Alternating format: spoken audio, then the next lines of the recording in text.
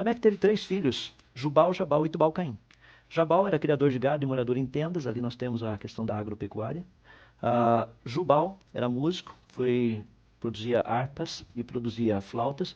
Eu gosto de colocar isso de uma forma muito específica. Se eu lhe der uma flauta, ou seja, a parte metálica, e pedir para você fazer os furos para que as notas saiam certas, você saberia onde fazer os furos? Se eu lhe desse uma harpa, você saberia afiná-la? Só para você ter uma ideia do que o texto está falando. Então eram pessoas que sabiam fazer essas coisas. Quando nós tratamos de metalurgia, Tubal-Caim, artífice de todo instrumento cortante de ferro e bronze, nós vamos falar um pouquinho mais em alguns minutos, há uma necessidade de conhecimento. Eu olho para uma coisa ali na terra, o que é isso? O que eu faço com isso?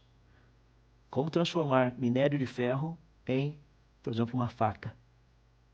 Qual o mecanismo para fazer isso? Então nós estamos vendo um pouquinho o que seria esse pessoal antes do dilúvio. Só para termos uma noção, porque isso nos ajuda bastante, são informações muito relevantes que vêm das genealogias, e essa é a razão de termos a genealogia no livro de Gênesis, no capítulo 5, para que nós possamos entender o que está acontecendo. Por exemplo, no capítulo 5, se você fizer uma avaliação, ali a genealogia de Adão, falando dos seus descendentes através de Sete, que foi o terceiro filho de Adão e Eva. Nós temos no capítulo 4 os descendentes de Adão através de Caim. Nós temos ali Caim e Abel, os 2 filhos. Caim assassinou Abel, ficou apenas Caim. Então, no capítulo 4, trata da genealogia de Caim. No capítulo 5, nós temos a genealogia de Sete. Então, quando você faz um estudo comparativo entre as duas genealogias, você vai perceber que os descendentes de Caim, o sétimo, que foi Tubal-Caim, esse foi artífice de todo instrumento cortante de ferro e bronze, ele deve ter vivido na mesma época de Matusalém, que foi um dos descendentes de Adão, através de Sete, e que foi o avô de Noé. Então nós estamos tratando de 2 gerações anteriores a Noé. Já vi esse pessoal que fazia instrumento cortante de ferro e bronze, coisas desse jeito.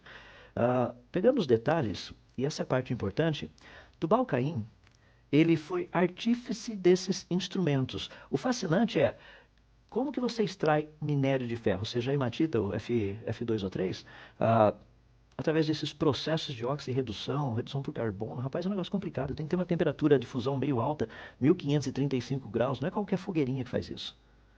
Como desenvolver essa tecnologia para termos essas coisas? Quando trata de instrumentos cortantes de bronze, daí a coisa fica um pouco mais complicada, porque o bronze é uma liga de cobre e zinco, e a proporção tem que ser muito precisa, porque senão você não cria uma ferramenta de corte.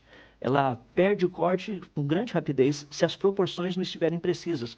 Como saber quais são as proporções? Primeiro, você sabe qual a diferença entre o cobre e o zinco? Se eu lhe der os dois, você sabe o que é o que? Você saberia como colocar nas proporções e como fazer a mistura de tal maneira que ocorra? Eu posso garantir que não dá para colocar no liquidificador e bater. Tem que ter uma técnica para que isso seja feito. Então nós estamos vendo coisas muito interessantes a respeito dessas pessoas pré-diluvianas.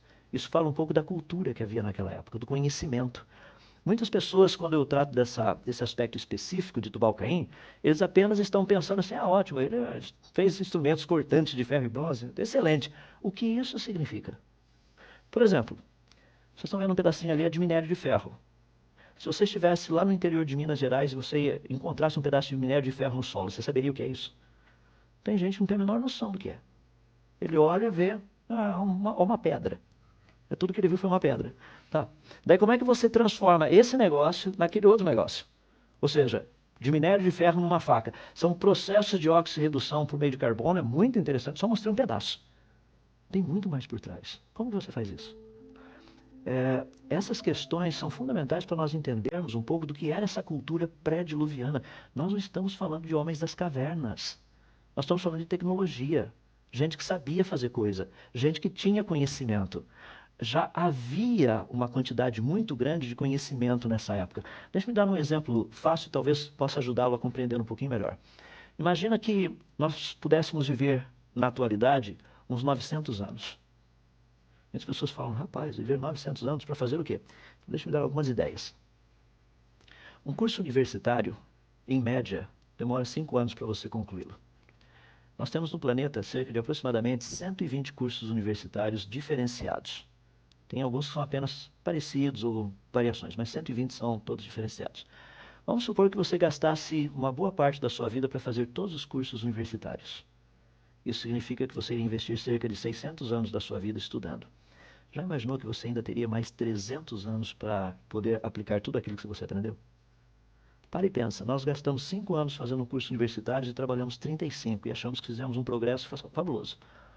Imagina você poder estudar por 600 anos e ainda ter mais 300 anos para colocar em prática tudo aquilo que você aplicou, conheceu. Eu creio que dá para você começar a ter uma noção, uma pequena noção do que foi essa civilização pré-diluviana. É que nós não pensamos desse jeito.